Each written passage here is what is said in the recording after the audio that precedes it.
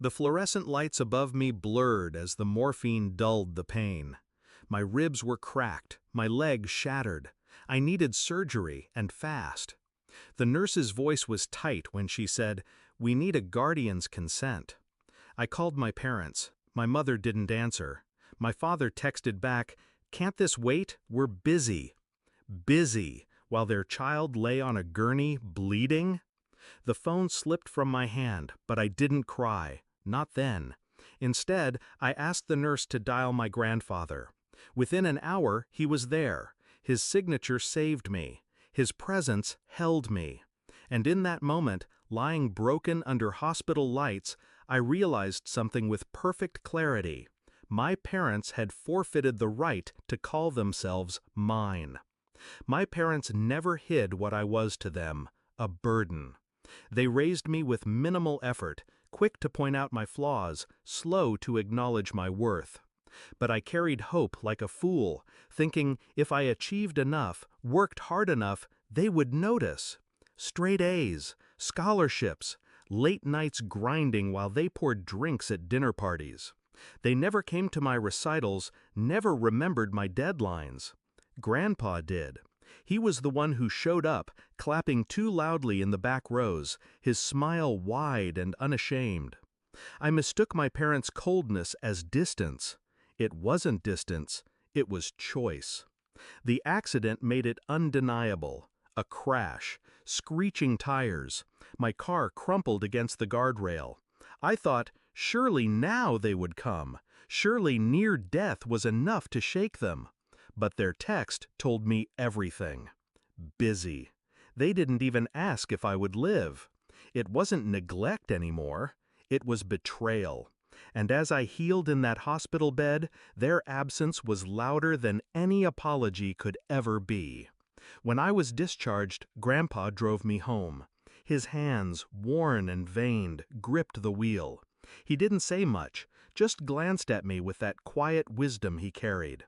I didn't tell him my plan yet, but I had one. Loyalty deserves reward. Betrayal deserves consequence. And I had leverage. Because the family trust, the land, the assets, the house they flaunted but never earned, was still in Grandpa's name. They assumed it would pass to them automatically. They assumed wrong. The first week after the hospital, I stayed silent. Let my parents think nothing had changed. Let them stay smug, planning their next trip, their next party. Meanwhile, I visited Grandpa. I told him the truth, not with tears, but with facts. The text, the silence, the absence when my life hung by a thread. He listened, his jaw tight, his hands folded. Then he asked one question. And who was there for you? I met his eyes. You. 3 weeks later, the papers were ready. His lawyer drafted them carefully. The trust amended, assets redirected, inheritance reassigned.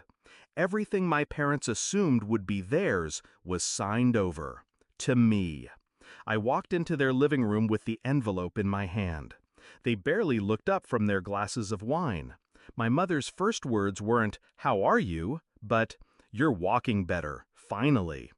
I set the papers on the table between us. Read. My father frowned, unfolded them. His eyes scanned the words, then froze. My mother leaned over, her breath catching. They read again and again. Finally, my father's voice cracked. "He wouldn't?" I cut him off, calm, cold. He did. The silence that followed was delicious. The house, the land, the accounts, they were gone, out of their reach. My mother's hand trembled around her glass. "After everything we've done?" I laughed, a short, sharp sound. "Exactly. After everything you've done." I left them there, drowning in shock, their empire dissolving like sugar in water. Now, when I sit on the porch of the land that is legally mine, Grandpa beside me, I don't feel pity. I feel peace. My parents once texted me that my life could wait. Now, they'll spend the rest of theirs waiting for wealth, comfort, and legacy that will never come. I used to ache for their approval. Now I realize indifference is deadlier than hate. And when I signed those papers 3 weeks after the accident, I didn't just secure my future, I ended theirs.